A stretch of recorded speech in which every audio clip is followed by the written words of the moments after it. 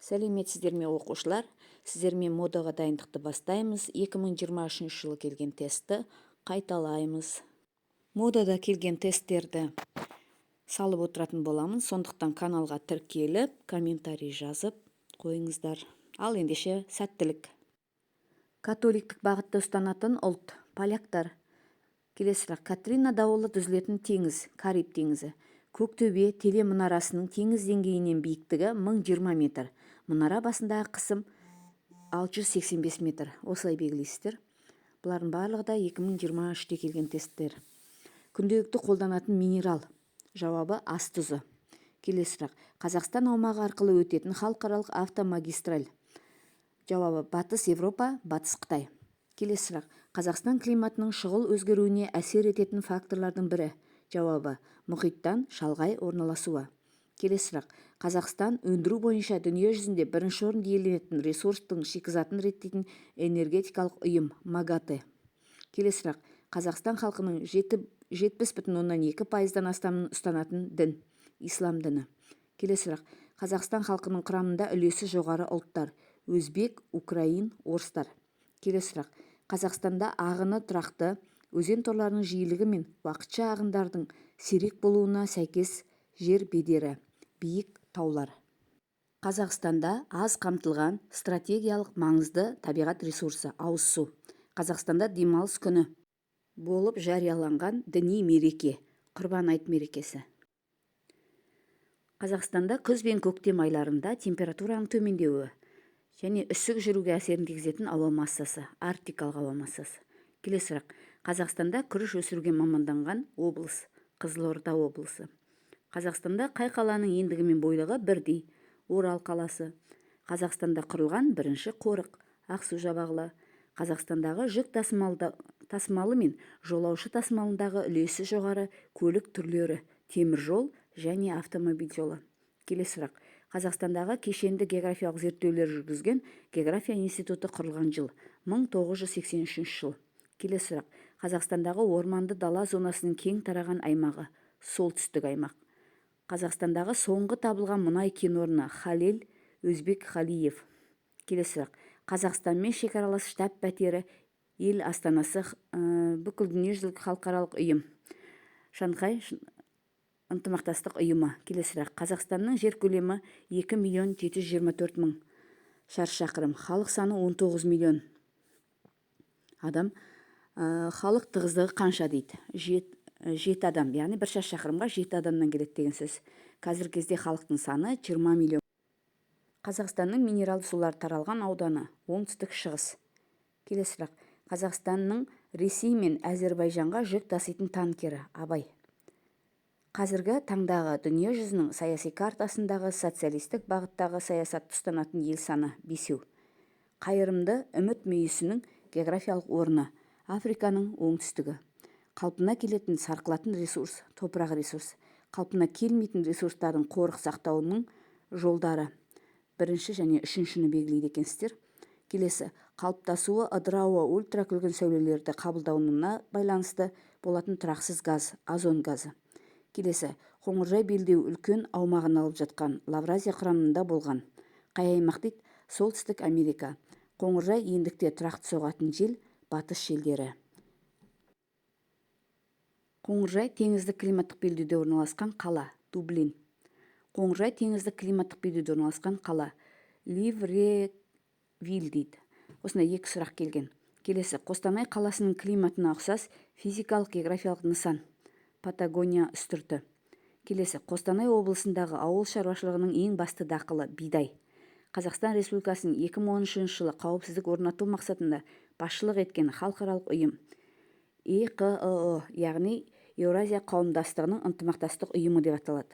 Келесі. Құлынды жазығында орналасқан емдеу шипажайы атауын сұрап тұр. Мойылды. Қызмет көрсету саласын көрсет. Банк саласы. Қызмет көрсету саласын көрсет. Банк мекемесі дейді. Келесі сұрақ. Қызыл теңіз табанының пайда болуына әсер еткен қозғалыс түрі спрединг. Қылқан жапырақты ормандар белдеуінде орналасқан ел Финляндия. Лабрадор түбегі орналасқан климаттық белдеу субарктикалық. Лава түрінде жер бетіне шыққан магмалық жыныстың түрі эффузивті. Магмалық және шөгінді жыныстар қысым мен температура әсерінен қасиеттерін өзгертуден пайда болған тау жынысы, метаморфты тау жынысы. Магмалық тау жыныстары алмаз, тас, гранит, кварц. Магмалық тау жыныстарының жер бедерінің сипаты, жанартау конусы. Маккиндер ең қарқынды дамитын зона болатынын болжаған аймақ.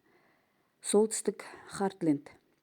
Мал шаруашылығын қолдау мақсатында құрылған еліміздегі мемлекеттік бағдарлама. Жауабы сыбаға бағдарламасы. Келесі, Марқакөл, Батыс Алтай, Тарбағатай. Ол не? Қорық. Келесі сұрақ. Материалдық өндіріске және тұрғындарға қызмет көрсету саласы, инфрақұрылым. Материктер мұхитқа қарай соғатын салыстырмалы түрде суық және құрғақ ауа ағыны. Қысқы муссон. Мезозой арасындағы қатпарлық. Мезозой қатпарлығы. Мезозой эрасындағы қатпарлық. Мезозой қатпарлығы. Мөлшері тұрақты емес ауаның құрамдас бөлігі, инертті газ. Мұз құрсауында шығанақтың реттік саны көрсетпейді, ол карта беріледі. Соған 9 санын қоясыздар. Қарайсыздар ғой картаны. Мұз құрсауындағы шығанақтың реттік саны деген осы. Келесі сұрақ. Мұздың судан жеңіл, тығыздығы аз болуы. Жауабы құрылымының көп бөлігі ауадан тұрады. Келесі сұрақ. Мұнай өндіретін аймақтар. Парсы шығанағы, Батыс Сібір. Келесі сұрақ. Мұсылмандардың саны жөнінен бірінші орынды иеленетін мемлекеттің ең тығыз қоныстанған аралы, Ява аралы. Келесі сұрақ. Мұхит суындағы тұздылықты кемітетін үдеріс, мұздың еруі. Келесі сұрақ. Мұхит суындағы тұздылықтың тұрақты болуының басты себебі, мұхит суының үнемі араласып тұруы. Келесі. Мұхиттық шұңғымалар көп шоғырланған мұхит, Тынық мұхиты. Мұхиттың 1 литр суында кездесетін орташа тұздылық мөлшері 35 промилле. Наубайхананы орналастыру факторы, тұтынушыға. Неотектоникалық қозғалыстың күшеюі, жер бедерінің жаппай биіктеуі жүрген дәуір, төрттік дәуір. Келесі сұрақ. Нигер өзені орналасқан аймақ, Батыс Африка. Нигер өзенінің бастау алатын мемлекет, Гвинея. Нигер өзенінің сағасы, Гвинея шығанағы. Оңтүстік жартышардағы суық ағыстардың ең ірісі, батыс шілдер ағысы. Бұл суық ағыс. Келесі сұрақ. Органикалық заттар түзілетін атмосфераның оттекпен толығатын үдеріс, фотосинтез үдерісі. Орналастыру факторына сәйкес балық өнеркәсібі жақсы дамыған аймақ, Атырау облысы. Келесі сұрақ. Оттегі мен көміртегінің айналымдарын қалыптастырады, тірі ағзалар. Келесі. Отты шеңберде орналасқан теңіз, Филиппин теңізі. 30-шы ендіктерде, градус ендіктерде орналасқан белдеу, тропиктік белдеу. Келесі сұрақ. Өзендердің ең жоғары ағыны жаз айларында, ал ең төменгі қыс айларына сәйкес келетін қоректену типі, қар, жаңбыр. Келесі. Өзеннің көлге немесе теңізге құяр жері, саға деп аталады. Пайдалы қазбалар шығу тегіне байланысты 3-ке бөлінеді. Пайдалы қазбалардың жанғыш, кенсіз, кенді болып бөлінуіне әсер ететін фактор, тектоникалық құрылым. Келесі сұрақ. Прериде биік шөптесін өсімдіктердің өсу себебі, жылу мен ылғалдың жеткілікті болуы. Келесі сұрақ. Прерия таралған материк, Солтүстік Америка. Келесі. Сағат тіліне қарсы айналатын піл тұмсық тәрізді мездауыл, торнадо. Салехард қаласының климаттық диаграммасына сәйкес келетін табиғат зонасы, тундра. Сарқылатын табиғат ресурсы, газ. Сейсмикалық белсенділігі төмен аймақтар, Африканың солтүстігі. Скандинавия түбегін айналып өтіп, Баренц теңізінің қатпауына әсер ететін ағыс, солтүстік ағыс. Келесі. Солтүстік жартышарда сағат тілінің айналу бағытына қарсы қозғалатын атмосфераның қысымы төмен аймақ, циклон. Келесі. Солтүстігінде тропиктік, орталығын субтропиктік, оңтүстігін қоңыржай белдеу алып жатқан Латын Америкасындағы ел, Аргентина. Осы салынған тестті қайталап жүріңіздер, одан кейін алдағы уақытта тағы да тест салатын болам.